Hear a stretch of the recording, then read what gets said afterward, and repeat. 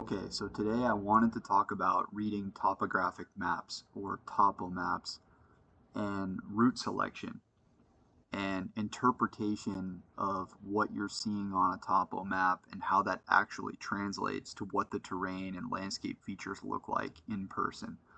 So if you look at this map here, it's absolutely beautiful, the different color schemes, and these correspond to different elevations, and it really makes a lot of the terrain features pop out.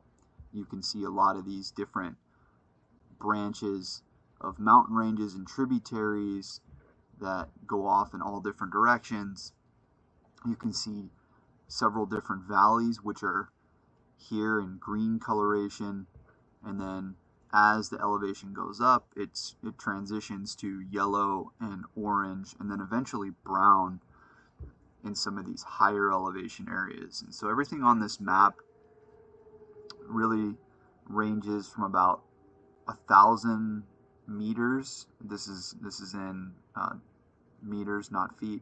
So you're looking at around 3,000 feet plus in some of these green valley areas, all the way up to 3,000 meters plus in some of these high elevation mountainous areas, at least on the peaks.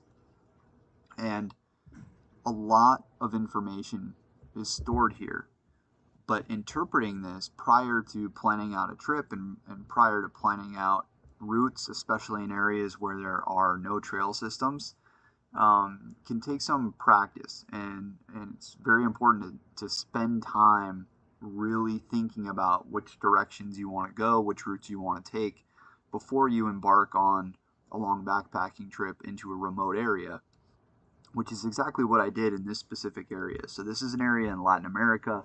It's an extremely remote block of wilderness, not a lot of road systems, and in this case I only had a two-wheel drive vehicle to get part of the way into this area, and then I had to plan my backpacking route from there. So some of my options were limited. I couldn't go down a lot of these really rugged dirt roads that might be found in some sections of these mountain ranges. And as I was planning for this, these were some of the factors that I was taking into account. So first was the initial access, and this is the area that I was focused on here, this chunk of mountain range. And there is a road on the western slope of this, but it's an extremely rugged dirt road that requires four-wheel drive access. And even if I was able to drive in on some of this initial push up into this high mountainous area, which was my target zone, was very steep. And at first glance, it may appear like it's steep, but it might not be too big of a deal. But as you start moving in closer and closer on this topographic map, you will see a lot of the topo lines that are very tightly packed together. And these are indicative of oftentimes extremely steep areas or even cliff faces. So this is a good spot here to highlight where you will likely run into cliffs. And a lot of this had cliff faces, or at least was so steep that it would be a pretty rough climb. And I wouldn't even be able to start in close proximity to this side. So I decided pretty early on I was going to try and make a push from this eastern slope over here and try and climb up onto this large plateau. And then although it was a much longer trek, it was less extreme in terms of topography and gave me an easier access route from a small dirt road that I could access with a two-wheel drive vehicle that ran through this valley over on the far eastern side of the map here. And as I was trying to plan the route further, I still had a lot of steep terrain in here. If you look at some of these ridges, even though it's not as high as some of the stuff on the west side, there's a lot of steep cliff faces. You can see by these tightly packed contour lines here. And so there was still a lot of consideration that went into selecting exactly where I would approach this side of the mountain range from. Now there were some areas that had a little bit less dramatic topography here on this southeastern side, and some areas that I could potentially gradually climb up, but the road was not very close to any of that. So I would have an initial push of many miles before even getting to the beginning of the mountain range.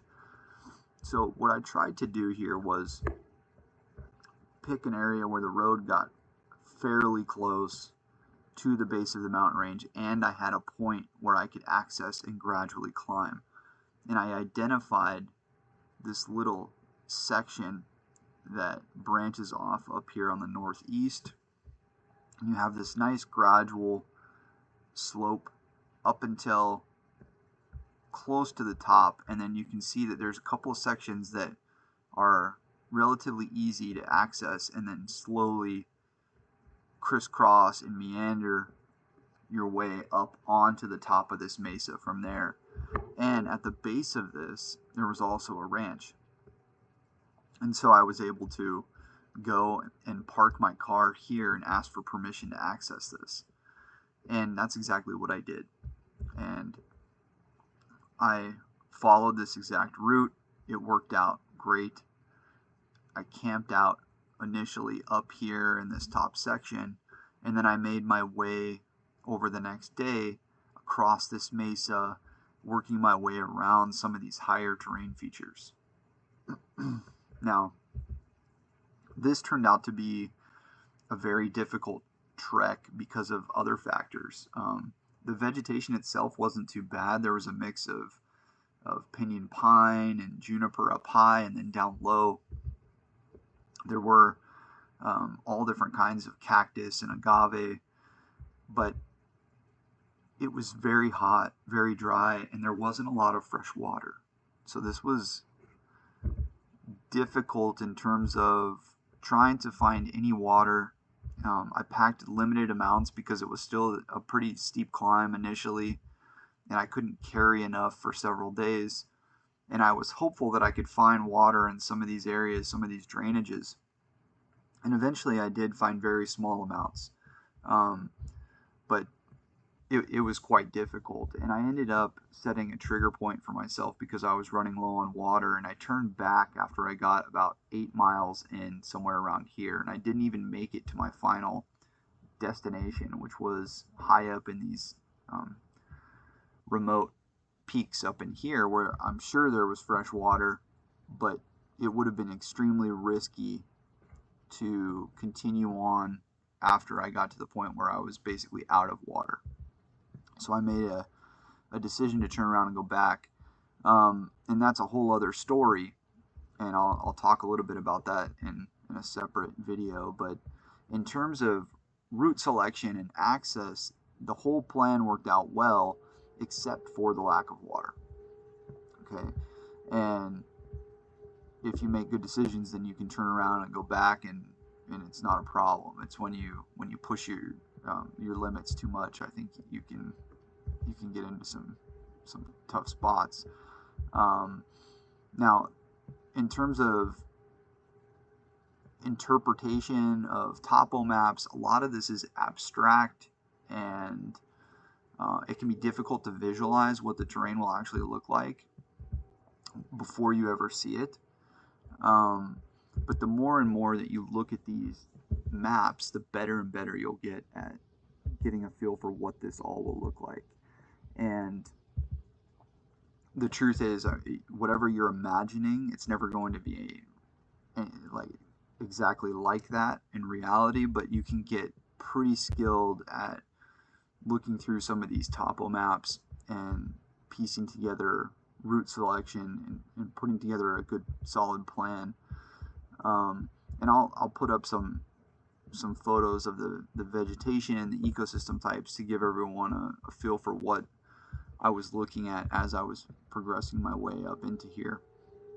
This was a really tough and also interesting hike, and an opportunity to use some different map skills that you don't normally get to use in a lot of areas in the US where perhaps there's a lot more road systems and it's not as remote. And in this case, it was extremely remote and quite a challenge.